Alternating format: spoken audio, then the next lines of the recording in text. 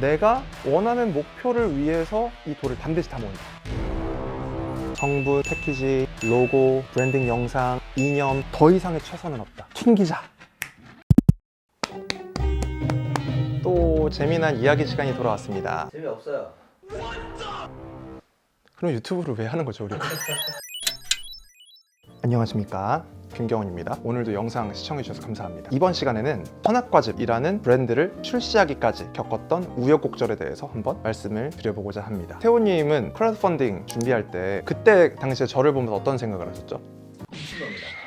왜 미친놈이라 생각을 하셨죠? 너무 밑도 끝도 없이 들이댄다는 생각이 좀 많이 들었어요. 오늘 이야기할 것이 바로 제가 밑도 끝도 없이 들이댔던 시간들에 대해서 이야기를 해볼까 하는데요. 콘돔 출시를 마음 먹었을 때 제가 처음으로 정했던 거는 브랜드 이름이었습니다. 선악과즙이라는 이름을 정하게 됐는데 그 이유는 무엇이었냐면 콘돔이라는 영역이 왜 발전이 없었을까? 라는 질문에서 출발했을 때 그냥 오프라인 매장에 깔아놓기만 하면은 잘 팔리는 상품이다 보니 이렇다 할 특장점을 갖지 않아도 되는 제품이다 라고 생각을 했어요. 이런 생각 자체가 사회가 만들어 놓은 금기시된 영역이 아닐까 생각을 해서 이런 금기시된 영역을 넘었던 과일이 선악과잖아요. 기존의 기업들이 쌓아놓은 이 굴뚝 같은 이 천홍성을 어떻게 깰 것인가? 내가 화학생물공학 전공이니 윤활제의 포인트를 둬보자 라고 생각을 해서 선악과라는 과일과 윤활제가 액체잖아요. 그렇기 때문에 과즙이라는 단어를 합쳐서 선악과즙이라는 이름을 짓게 됐습니다.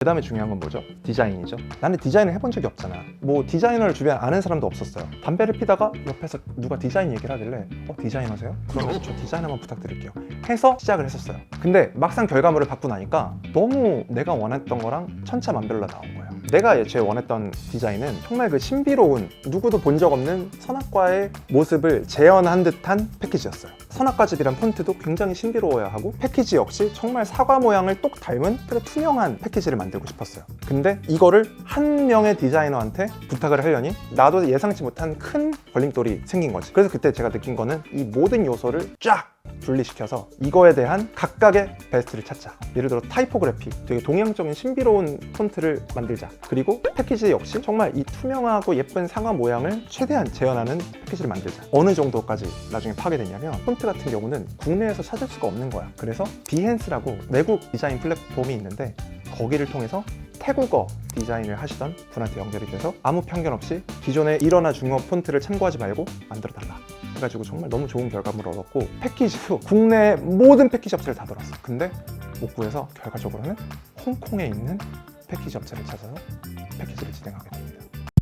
빨간색을 살리기 위해서 최적의 빨간색이 뭔지도 굉장히 고민하시지 않나요? 빨간색도 얘기할게. 빨간색이 내기 힘든 색깔입니다. 왜냐면 우리는 빨간데 투명한 패키지까지 썼잖아요. 투명과 빨강이 만나버리면 최악으로 난이도가 올라갑니다. 자칫하면 너무 주황색이 돼버리고, 그리고 자칫하면 너무 탁해지고, 이 중간에 우리 옷 같은 쨍한 신선한 빨간색을 투명으로 구현하기 위해서 팬톤 컬러 칩북도 사가지고 모든 팬톤 컬러들 다 조합해서, 심지어 잎사귀 색깔 초록색과 이 빨간색의 조합, 이런 것까지 노력하기 위해서 정말 변수를 수백 가지를 벌려두고 뽑아보고 만들어보고 조합시켜보고 이 미친 노력을 했었어요. 그래서 그 패키지 회사에 계시던 매니저님 지금도 연락을 너무 하는데 도대체 여기는 뭘 만들려고 이렇게 미친 짓을 하나 라고 생각을 했다고 합니다. 그때 생각한 건 뭐냐면, 내가 비록 막 스티브 잡스 이런 분들이랑 감히 얘기도 해본 적이 없지만 만약에 그 사람도 아이폰, 자기가 정말 자랑스럽게 보여줄 수 있는 그 결과물을 만들기까지 어떻게 자기가 원하는 만족도를 얻었을까 생각하면 외장 디자인도 그렇고 소프트웨어 디자인도 그렇고 최적의 머티리얼을 찾고 최적의 디자인을 뽑아내는 디자이너가 따로 붙었을 거라 생각을 해. 이 모든 프로덕트가 하나의 디자이너로서 나오는 게 아니라, 오케이, 그렇다면 모든 거를 최대한 세분화시켜서 최고의 원 프로덕트를 만들자라는 생각으로 쪼개고 만약에 결과물이 안 좋다? 이유가 뭘까? 더 쪼개야겠다. 쪼개고 계속 이 과정을 반복했던 것 같아요. 제가 좋아하는 책에 타이탄의 도구라는 그런 용어가 나오는데, 파워풀한 힘을 내기 위해서는 여러 가지 요소들이 합쳐져야 된다. 마치 어벤져스의 인피니티 건틀렛처럼 내가 원하는 완벽한 그림으로 최대한 1%라도 더 만들기 위해서 진짜 인피니티 스톤을 또 하나 모으는 느낌으로 만들었어요. 자, 디자인을 그래서 어떻게 또 잡아가는 과정.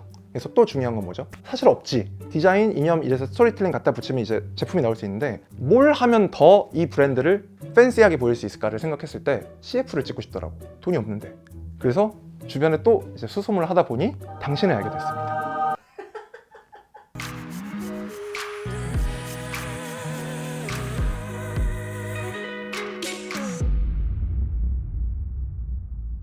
형도 처음에 아마 저한테 그때 얘기는 안 했겠지만 처음에 아 미친놈인가? 제가 생각을 했을 거예요.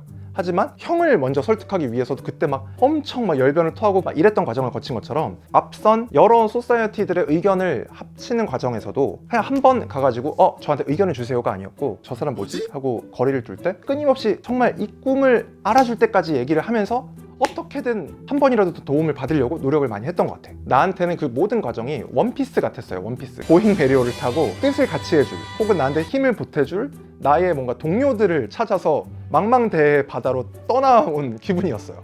남들이 맨날 와 너는 어떻게 그거 지치지도 않고 맨날 그러냐 하는데 나는 재밌었어.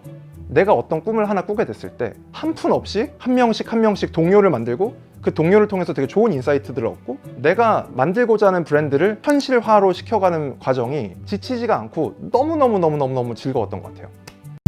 정말 모으기 위해서 발버둥 쳤던 뭐 성분, 패키지, 로고, 뭐 브랜딩 영상, 이념 모든 것들을 결과적으로 그래 더 이상의 최선은 없다 생각하고 튕기자 라고 생각했을 때 결국에는 튕기지 못하게 됩니다. 그리고 그 이야기는 다음 화에 바로 해드릴 테니까 구독과 좋아요 부탁드립니다. 킹받네. 안녕.